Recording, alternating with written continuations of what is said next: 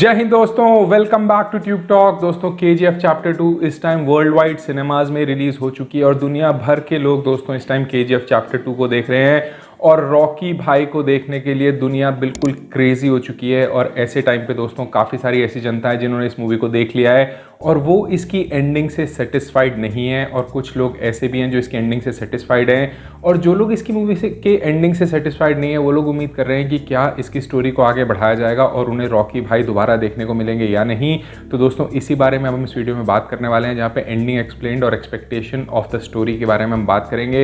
इसलिए वीडियो को पूरा सुनना, कहीं भी स्किप मत करना, चैनल को जरूर सब्सक्राइब करना क्योंकि ऐसी अपडेट्स मैं आपके लिए हमेशा लेकर आता रहता हूँ। और दोस्तों जो वीकली और मंथली मेरे वीडियो रिलीजेज आते हैं जहाँ पे मैं OTT रिलीजेस की आपको पूरी इन्फॉर्मेशन देता हूँ, वो आप मेरे चैनल पर जाकर देख सकते हैं। और दोस्तों अब इस वीडियो में काफ़ी सारे स्पॉयलर्स आपको कहानी के देखने को मिलने वाले हैं KGF चैप्टर 2 के। तो अगर आप KGF चैप्टर 2 को देखना चाहते हैं और कोई स्पॉयलर सुनना नहीं चाहते तो आप इस वीडियो को यहीं छोड़ दीजिए, क्योंकि इसके आगे दोस्तों हम इसकी कहानी की बात करने जा रहे हैं। तो दोस्तों अगर आपने फैसला कर लिया है कि आप इस वीडियो को सुनना चाहते हैं तो आइए फिर कहानी की शुरुआत करते हैं और इसकी एंडिंग को एक्सप्लेन करने की कोशिश करते हैं कि आगे अब इस मूवी से क्या एक्सपेक्ट किया जा सकता है। दोस्तों बात करें रॉकी भाई के पूरे सफ़र की KGF चैप्टर 2 में, तो हमने देखा कि उनकी लाइफ में काफ़ी सारे इवेंट्स आए अप और डाउन वाले, जहां पहले उन्हें अधीरा ने गोली मारी छाती में, फिर वो वापस स्ट्रॉन्ग आए, अपने देश से बाहर निकलकर इनायत खलील के साथ मिलकर एक नया प्रोपोगेंडा खेला जिससे उनका साम्राज्य उन्हें वापस मिल सके, और किस तरीके से उनके ऊपर जान देने वाली उनकी आर्मी उनके लिए हमेशा लड़ने को तैयार है। इस वजह से वो स्ट्रांगली वापस आ रहे हैं हर पुशबैक पे। लेकिन उनकी ज़िंदगी में थोड़ा तूफान तब पैदा हो जाता है जब पॉलिटिकल रीजंस होने लगते हैं, पॉलिटिकल अनरेस्ट होने लगता है और गवर्नमेंट ही खुद सबसे बड़े क्रिमिनल के खिलाफ हो जाती है। और फिर आपने इंट्रोडक्शन देखा आर्मी का, एवन एयरफोर्स का, ताकि किसी भी तरीके से रॉकी भाई को ख़त्म किया जाए। और दोस्तों जो एंडिंग सीन था उसमें हमने देखा कि रॉकी भाई अब शिप पे खड़े हैं, उनके हाथ में बोतल है और साथ में उनके माइंड में मेमोरीज अपनी मम्मी की, जिसको वो सोच रहे थे कि उन्होंने माँ ने बताया था कि चाहे मरो लेकिन जब भी जियो जियो एकदम राजा की तरह, एकदम एक लीडर की तरह। और ऐसे ही टाइम पे दोस्तों इसकी एंडिंग की गई जहाँ काफ़ी सारी मिसाइल्स को दागा जाता है रॉकी भाई पे।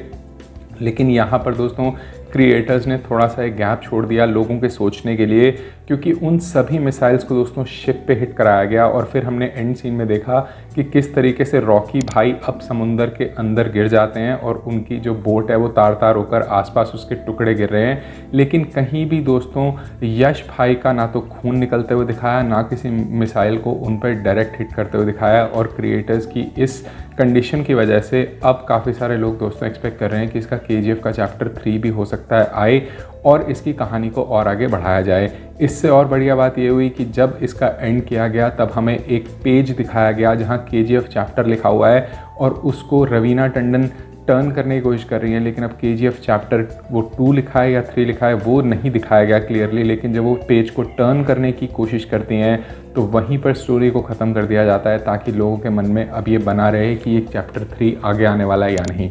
दोस्तों इसके बाद से काफ़ी सारी चीज़ें होने लग गई हैं।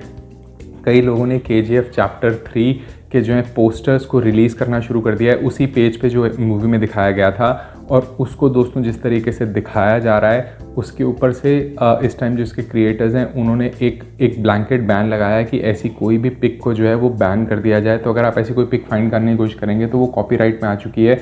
इसका मतलब इसके जो क्रिएटर्स हैं वो KGF चैप्टर 3 का कोई भी पेज फ़िलहाल खुलने देना नहीं चाहते, और उन्होंने डेफिनेटली एक ओपन विंडो छोड़ दी है कि इस मूवी को आगे बढ़ाया जा सकता है 110%, क्योंकि ना तो हमें रॉकी भाई की डेथ देखने को मिली और इसके साथ साथ जो पोस्ट क्रेडिट सीन है उसमें हमें पोस्ट क्रेडिट सीन तभी बताया जाता है दोस्तों जब कोई मूवी की कहानी को आगे बढ़ाना हो। और पोस्ट क्रेडिट सीन में हमने देखा कि किस तरीके से उस पन्ने को टर्न किया जा रहा है, जहाँ आपको क्लियरली तो नहीं बताया है कि क्या आ रहा है कि नहीं, लेकिन पोस्ट क्रेडिट सीन का मतलब है कि डेफिनेटली इसकी स्टोरी को आगे बढ़ाया जा सकता है। तो क्रिएटर्स ने यहाँ पर 2 चीज़ें की हैं आपको इंटरेस्ट को बनाए रखने के लिए। पहला, रॉकी भाई को मरते हुए नहीं दिखाया, उनकी डेड बॉडी को नहीं दिखाया है। इसके साथ साथ दूसरी तरफ दिखाया है कि किस तरीके से वो पेज को टर्न करते हुए कि KGF चैप्टर की कहानी अभी ख़त्म नहीं हुई है, किताब में अभी और पन्ने भी बाकी हैं। तो दोस्तों इसकी एंडिंग जो है वो डेफिनेटली इशारा करती है कि इसकी कहानी को आगे जो है मूव किया जा सकता है। और जब इसका रिस्पॉन्स दोस्तों आएगा दर्शकों की तरफ से तो इसके पार्ट 3 के बनने की अब दोस्तों हाई पॉसिबिलिटी है। मेरे हिसाब से दोस्तों 99% अनाउंस होने जा रही है, मेरे को ऐसा ज़रूर लगता है।